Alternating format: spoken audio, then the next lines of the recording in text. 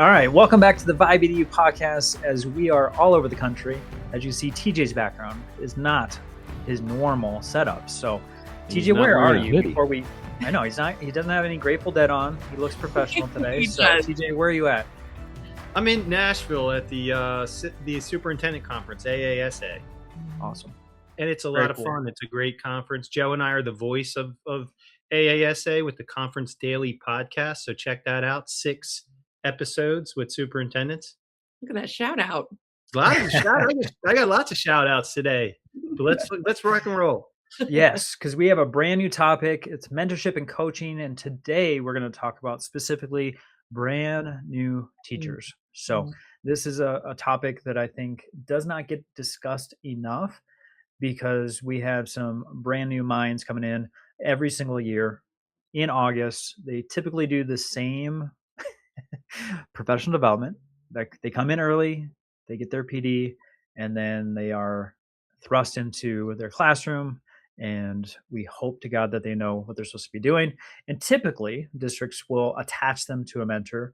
And we know that this system is really, really tough. We have all gone through it on the screen. For those who are listening, most of you have gone through this also, where hopefully you got a mentor or a coach at some point as a young teacher. But where do we want to start the conversation? I want to start. Can I start? You okay with that? Oh, okay. Ladies first. So I can remember being a brand new teacher and my principal saying, okay, now you're going to have to do all this professional development and all these extra meetings and all this extra stuff. And I remember thinking, like, how am I going to just do my job? And now I have to do all this other stuff too. Like, I can remember it feeling so overwhelming. And thankfully, this principal of mine, she kind of had felt me out a little bit, kind of knew my personality, and she paired me up with the most incredible mentor. And we became instant friends. I mean, every single Friday, you guys, she would bring me like Friday happy mail. And she would sneak in. So I was first grade teacher. She was kindergarten. And kindergarten teachers, sometimes like the day will end early. Will end earlier than like, your elementary, other grade levels. And she would sneak into my classroom and she would leave me like the sweetest little love notes or a little gift or candy or whatever it was. And I remember walking in every single Friday going, man, I am so lucky to feel so supported. It was like that energy boost that you need when you're like just drowning in the beginning. But I also remember I had an assessor. So we're just talking about induction here. You have your mentor, you have an assessor who looks through your portfolio. And fast forward, I ended up being a mentor and I also was an assessor. So I was able to like feel all these positions out. But in the beginning, my assessor was, we didn't have that same relationship as a mentor and I did. And I remember one time, she was looking at my portfolio and I am a people pleaser to like the nth degree. Like I want to I'm going to take all the pictures. I'm going to write out the paragraph. I'm going to give you the evidence. Whatever you want me to do, I will do. And I remember getting an email from this assessor saying, we need to meet. Like I looked over your portfolio, Kim, and it's just easier if I come in and see you. And I remember thinking, what? What now? I teach first graders. They're rolling around. They're jumping on top of tables. They're picking their noses. They're barfing. Like, oh my God, I'm dealing with all of this. I got my mentor and now my assessor is like judging my portfolio. And I was thinking like, it's gotta be crap. It's gotta be crap. Like I'm terrible. And she came in, she sat down at the end of one school day and was like, you spelled accommodation wrong. You guys, I love your face. I remember thinking, you've got to be kidding me. And she's like, it's spelled wrong here, and it's spelled wrong here, and it's spelled wrong here. And I was like, oh my good Lord. And so I think when we're talking about, an induction program, new teachers, you really just want to feel supported and stuff that could have been an email or stuff that could have been Kim, you're incredible. You're doing such an amazing job. Just make sure the word accommodation on pages whatever and whatever and whatever is spelled like this. And guess what I would have said? You got it, dude. I'll totally do that. I could totally take care of that. But I think I just would love to know like your opinions on even like a story like that. Like, does that happen everywhere? Do people, I don't know. It's just so interesting. My I'll tell you my story real quick because I was in graduate school, I was doing my credential and had just started it. And so it was September. And a friend who was in the program, his wife or girlfriend at the time was teaching at a school and teaching science. I was going for science. I think he was doing social studies.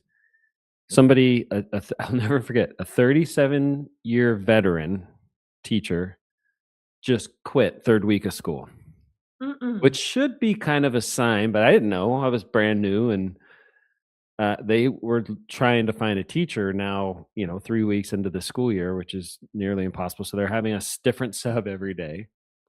And I hatched this plan that, well, if I go in to get this job, I can count it as my student teaching too. So I'm gonna double dip. I'm gonna get paid, and I'm gonna get paid to do my student teaching. Thought it was genius. So I went to the university and asked them, and they were like, "Sure, you just have to have a mentor. When you're student teaching, you're teaching under somebody, and you have that whole experience. A little bit different than yours, Kim, in terms of you were already in the classroom." So then I went and interviewed. And of course, they were looking for anybody with a pulse that would take the job. And I didn't have a credential yet, so they just paid me as a sub. So I saved the school, a bunch of money. I didn't even think to negotiate that with all of that, but I had to find somebody that would be my mentor teacher. And this guy, Rob, signs up, and he's one of the main people in the science department. Now, this is great. I have no idea what I'm doing. I'm going to teach, right? So I get in there. And by the way, on the walkthrough, once I got the job, it was one of those schools where the science storeroom was kind of like the department office, if you will. It's where all the lab stuff was and everything. And all the classrooms were off of that. So you could walk around in the back and kind of look into all the classrooms, right? And see what's going on. And he's like, here's chemistry and here's physics. And then here's the 9th grade class you're taking over, general science. And it was like mayhem in this classroom. I mean, it was crazy what I was seeing. Like just kids running around like they had different people, right, all this time. And I had Rob, and I showed up and started, and get this, I've made it that whole school year. I saw Rob once. About 2 months into the year, he walks into the back of my room. I'll never forget this, with the department chair, I think. And I was doing okay. Like the kids were in their seats or whatever. I mean, it wasn't what it was before. And he gave me one of these. He's leaning back there, and I look, and I'm like, oh, hey, And he's like, and walked out. And that was the only and I'm not exaggerating. That was the only interaction I had. Seriously? Yep. Full circle story though.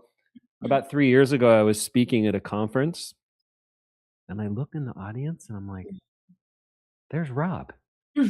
That's Rob. Yeah. I gave him one of these. I walked out of there. No, I'm kidding. It was bad though. It was really. I mean, Mitch used a different finger for Rob. Yeah. At least it was a double thumbs up. You got the double. I mean, talk about feedback. Yeah, exactly. So that was TJ, you want to go on your rant as far as the system of mentorship for new teachers? Do I need a rant? I think that I think that so many layers of it are super important. Like Kim described a perfect match, and then somebody who was more looking at compliance versus whether or not we're helping people teach. Right. Mitch describes the dump and run that we often see.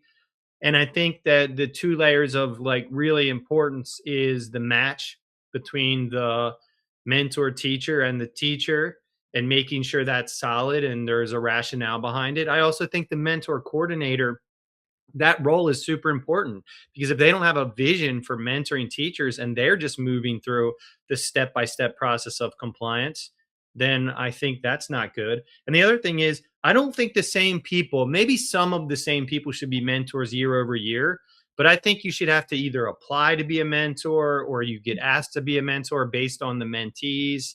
But like if you have this bank of mentors who have been there for every single year, I would want a process to evaluate them as mentors, not just having them oversee the mentee.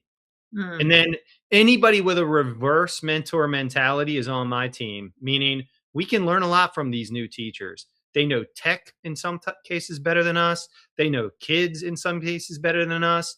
And they just know a lot of stuff that they just came out of college with. Like if I'm mentoring somebody or coaching somebody right now, I'm learning as much from them as I'm giving to them. So those are my thoughts. That's my rant. There you have it.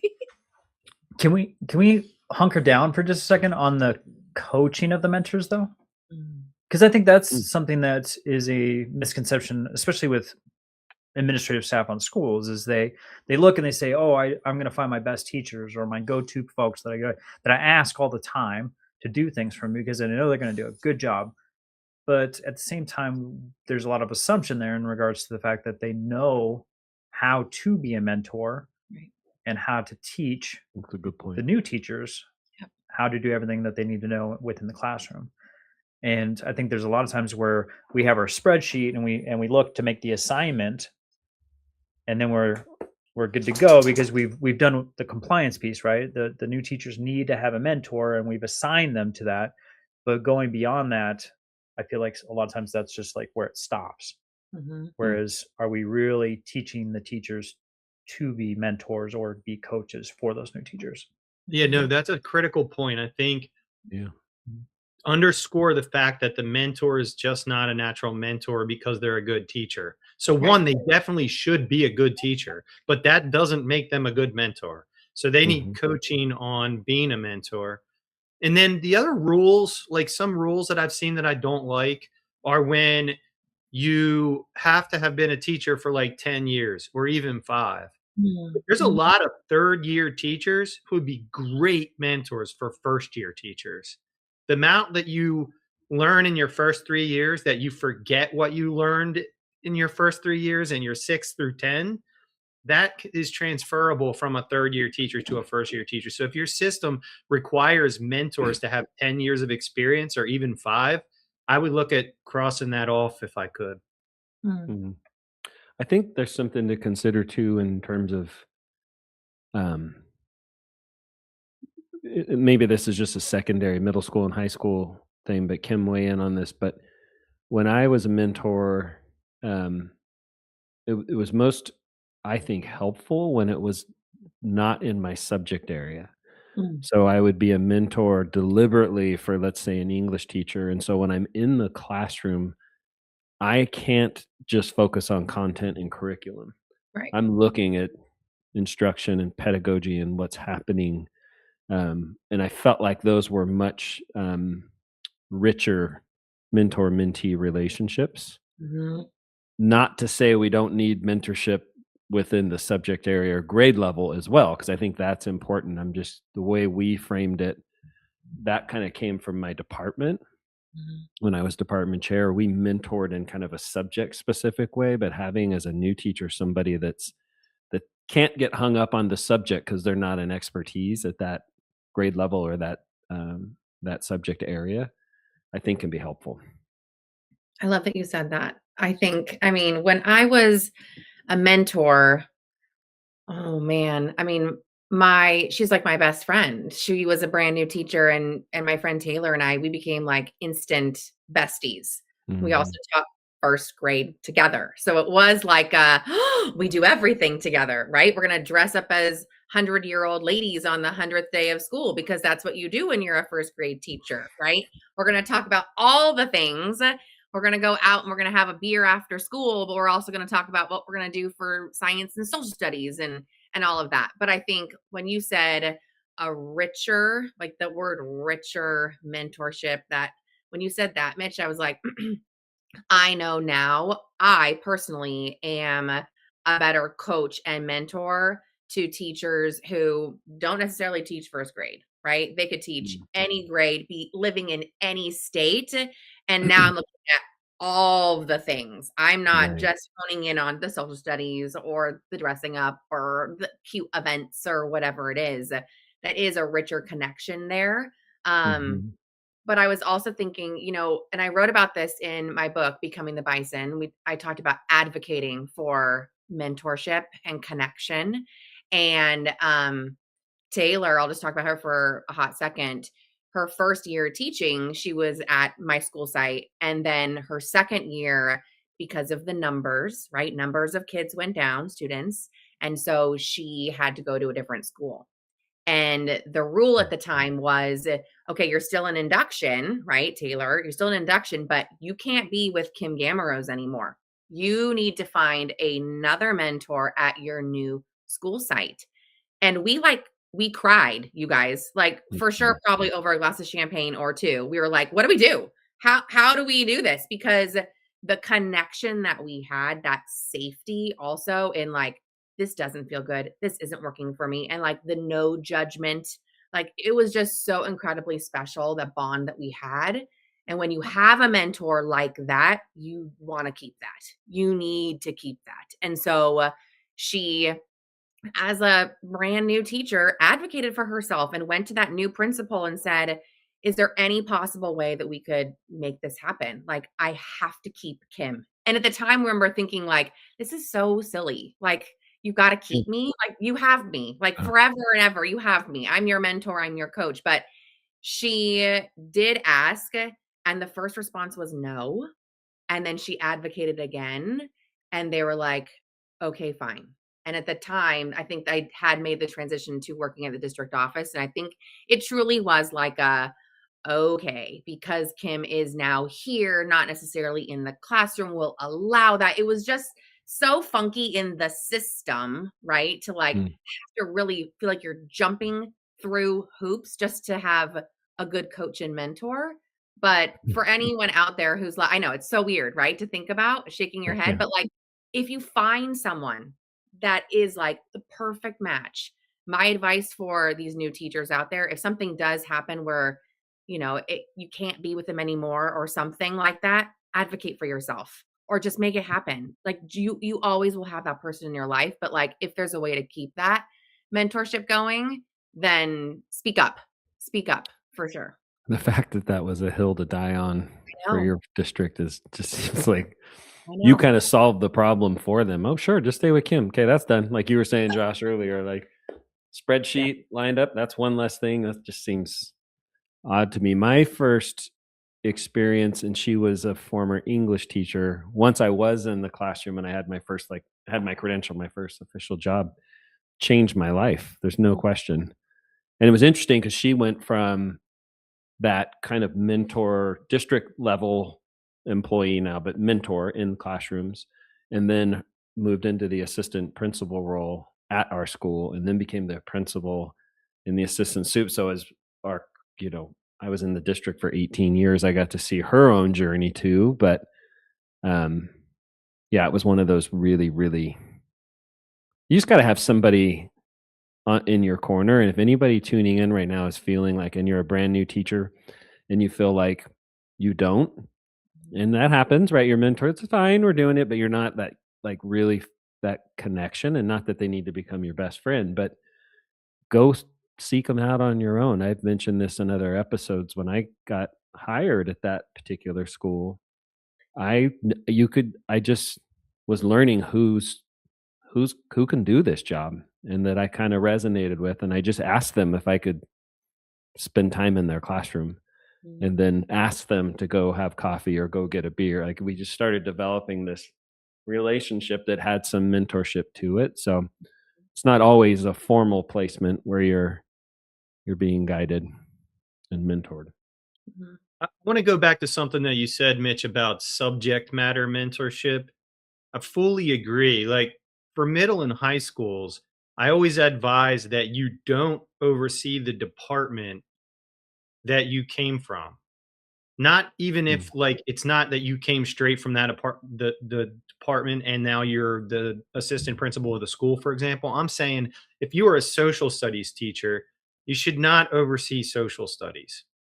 You should As a split mentor. that up as a Mhm. as a as a as an administrator, so I'm deviating a little bit, but I see. just to underscore that for administrative teams, like high schools are notorious for putting the former social studies teacher over the social studies department, the former science teacher over the science department.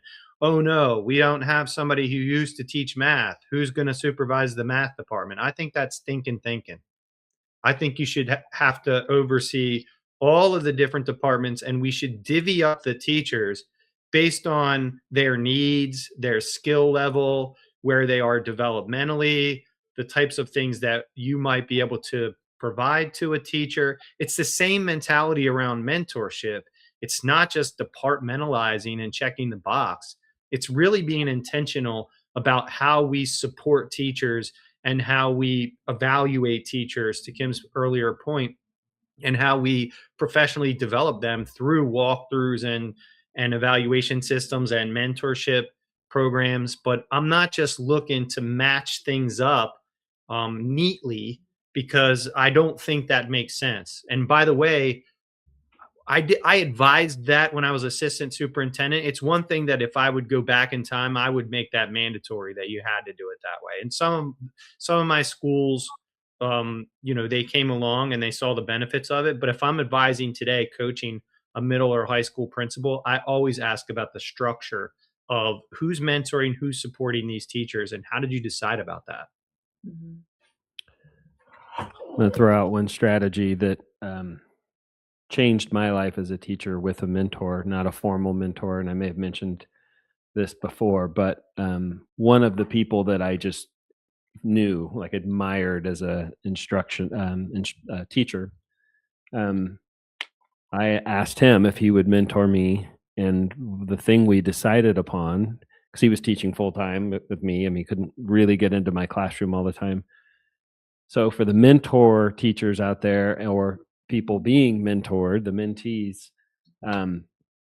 the best professional development I've personally ever done was filming myself from the back of the classroom secretly or anonymously. The kids didn't know the camera was there. I hid a little camera in a plant in the back of my room and just taught the class. Forgot about it, more or less. And then Octavio and I would sit down. He was such a gracious guy. He'd invite me over to his apartment. He'd make dinner, incredible cook, and we would watch me teach and just break it apart. Teachers on the call, I'm telling you, if you don't need a waiver. You're not sharing this with anybody. So even though there's kids on there, you're not, breaking any ed code rules or laws, but it's super creepy. But really, if you have a mentor that you really respect, try it and just see what you think. It ended up changing my practice so much that when I first felt like launched Organized Binder, and we couldn't be there for an in-person visit. This is pre-Zoom and everything. I would mail, and this, I don't know if you guys remember, depending on how old you are, a flip camera. Remember those? Mm-hmm. Yep. It had the little USB thing that flipped out. I would snail mail that to the teacher. They would film themselves, and then we would all meet. And I'm trying to think what platform we were even on, and we would watch it all together. And just, there's a vulnerability to that. So people that were allowed to watch and critique and give some advice, but we're selected. But it's powerful PD with a mentor for sure. Mm-hmm. We did that with our new teachers with the swivel. I don't know if you remember that, where you put the mic on it and it has a marker and it follows you. And we would just have the teacher put their iPhone on it and capture it. And then they would go with their mentor. And maybe that's the next piece of that, which is Josh, the feedback component. When the kids knew there was they're wearing the microphone. Like it changed the dynamic a little bit. Like, because like when you're having a scheduled observation or someone's coming in, you're like threatening the kids before, like, what, so and so's coming in. You bet, But when you just plant it back there, it's really interesting to see what happens, because you're like, this is just a regular old day at school. And if you do it multiple times, the kids actually forget about it. Yeah. I think the first time you get a little bit different, but our teachers, especially our math department, is really good about just continuously having it up and running. And then the kids, and this is middle school, if they're going to act a fool, they're going to act a fool, camera or not, they don't care. And so we felt like that was such a great piece. But I'd also say that like the mentor observation feedback component of that is like you do need to have multiple forms of that. Like obviously it's got to be non-evaluative because we don't want to show like a different dynamic, because you're there to help and support. You're not supposed to be like an administrator going in and trying to evaluate them. But at the same time, I think you do need to have like classroom visits. You need to have the video reflection. You need to have some type of feedback cycle that's continuous throughout the year.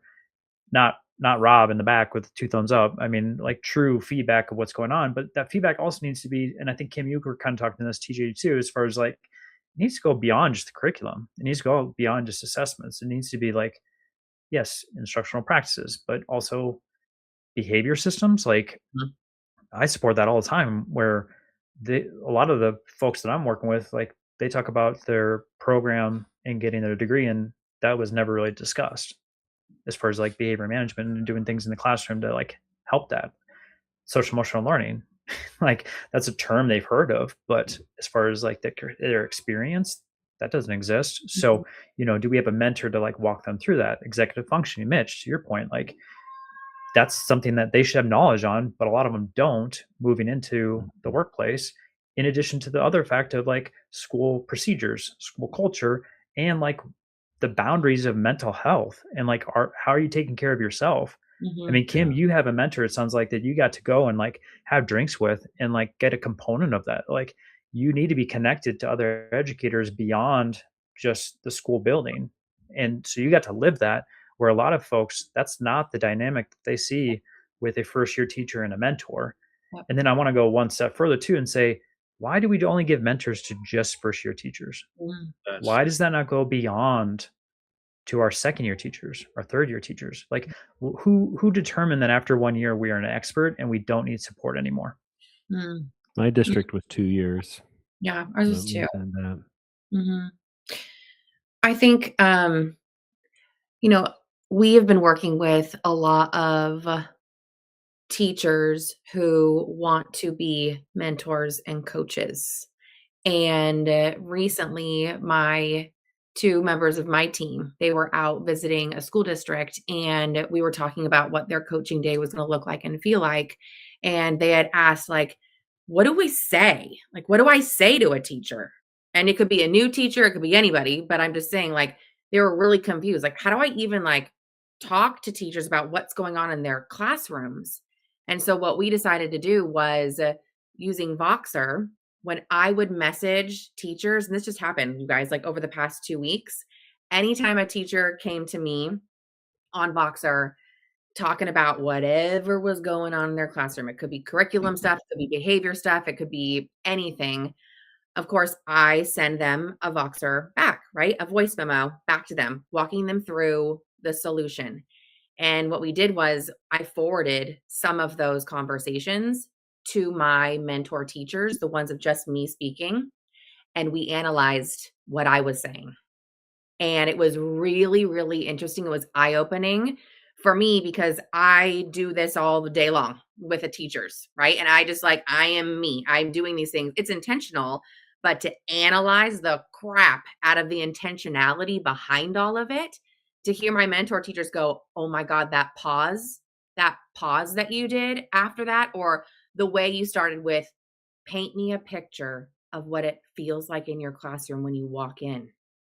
And then you walk them through, are your lights on? How does that feel? What if you turned your lights off as you started your day? Now, where are you? Are you down on the ground? Like that, paint me a picture sort of a thing. So if you're a mentor out there listening and you have a new teacher and you're like, I don't even know how to talk to this new teacher, or the conversations aren't really going the way you want them to go, those things are really important. Like paint me a picture of what it looks like or feels like when you start your school day. Where are you? And like we would walk through systems like through that. And I don't know, I think that there is, when you guys were saying those mentors need to be coached, like I remember going to mentor meetings and like the conversations we were having, like it's about the book that we're reading and like we're just talking about the book and we're not really talking about what to say to teachers in real life when they bring this to your plate.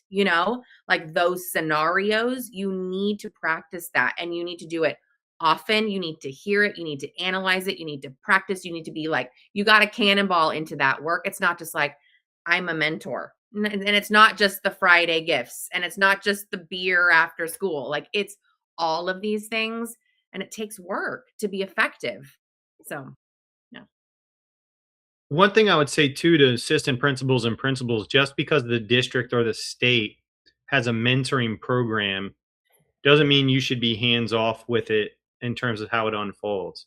Like, new teachers need a lot more support from the administration and the mentors need that support. And I personally would build a program around that. I would not want to lose first year teachers, even if they're not totally up to par yet in terms of their skills. I would want to develop that teacher over time in my school versus always hiring people from the outside who have 5 or 6 years of experience, who have been mentored somewhere else, trained somewhere else. I would want to collect as many new teachers and build them up as I possibly could. The two most vulnerable populations in our schools in terms of leaving are our new teachers and our best teachers. The new teachers don't have any stake in the game. They're shopping around, and our best teachers can go anywhere they want. And I would build a program of work around both of those groups. And the other thing for mentors, let's ask the mentee what they need. Because like a lot of times we jump into the compliance part, which I mentioned before, but we jump into the teaching part, and we've been talking a lot about teaching, but they may tell you like, my benefits haven't come through, or my smart board doesn't work, or I never got access to this part of the curriculum, or my credentials don't work for the intervention program that I'm supposed to use in the stations. Like, we can't just jump in to assume we're going to help them get better at a practice when some of the foundational pieces aren't in place. Yeah, that reminds me, TJ, I was mentoring a math teacher, brand new, and she was just super flustered. And I just kind of had popped by. It wasn't a formal thing. And I was watching her in a class period, and I could just tell like something was off, like having a rough day. And I did just that, like, hey, in between classes, like, hey, what's up? In passing period, everything okay? And you know what it was? Her printer had broken. Yeah. And she had followed all the protocols to have it replaced, and she couldn't print stuff. And not that should stop you, but if your workflow is one thing and then you change with one cog in that routine, and all of a sudden, oh, I needed to print this at home. She was just all flustered, and it had been like a couple weeks. And I was like, walked out, went down the hall to an office that's very used, and just took the printer, brought it back in, set it in, plugged it in. You're good. And it changed her whole, like, she just having somebody, if you're a mentor, just like new teachers also need to know just someone has your back, like coming by and checking on and asking those questions. It doesn't all have to be like deep theoretical and pedagogical and behavior type questions. Those are important too, and they're fun conversations, but sometimes someone's printer just needs to be fixed, and for whatever reason it wasn't happening. I think that goes with the checkpoints piece of like what TJ was talking about. Like, our admin need to be making sure that they're checking in. Our mentors need to be checking in. Their teammates need to be checking in. Like, it takes a village, right? We talk about that with students, but it also talk about that with our new teachers. And so often I think they get forgotten. And then there's also the pressure of, I don't want to annoy someone, or I don't want to be the person that continuously asks questions. And so they don't. I can think of so many new teachers that I'd walk into their classroom and just have a short little conversation, and it came out that, you know what, I don't actually know how to get to my IEPs, or I don't know how to do this in the grade book, or, like, they get inundated so much that first month of school of like all of these programs and all these procedures, and this is what you need to do. And they're frantically taking notes, and they're trying to be compliant. And then there's so many questions that they have because they've never done it before. And they feel, I don't know, inept. They feel like I need to make sure that I can prove that I can do this job. And so I'm not going to ask. But to Mitch's point too, and you get to see it on their face, and they're looking exhausted and frustrated and flustered, and it's because there's so many things on their plate, and it just takes us a few minutes just to go in and say, hey, doing okay? Can I do anything for you? Mhm. And I would do that systematically if I was an assistant principal or a principal. I'd have that on a rotation.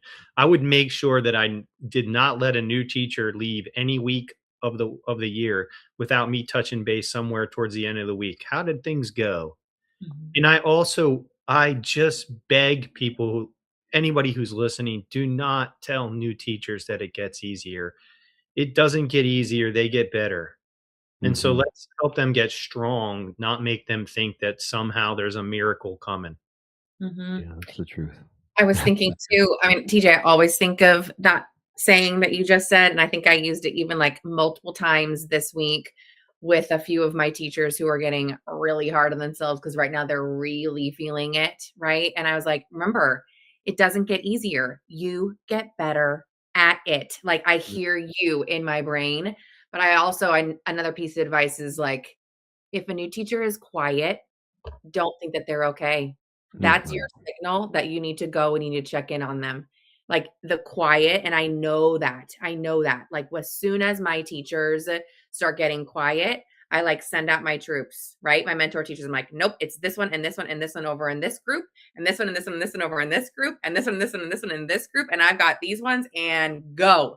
And we will. It's either a Voxer or it's a text message if they're like, friends with them, or it is an email. Like we will reach out. If you are quiet, that is a signal to me that like you probably need a little bit of something. Or maybe it's like, I'm doing great. And then you go, awesome. Okay, just know I'm always here. Like that quiet, it's your signal. It's your signal to get in there and to talk to them, just to check in.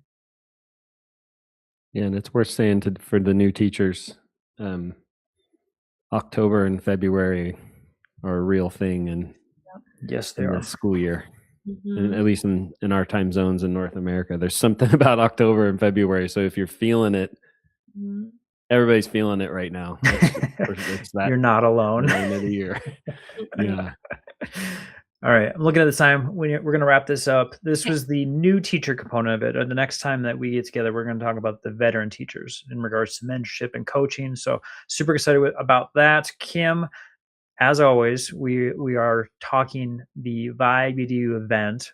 I don't know what you want to tease out, but I want to at least have this as a touch point before we close this down. And there's some exciting news in regards to the release of your book.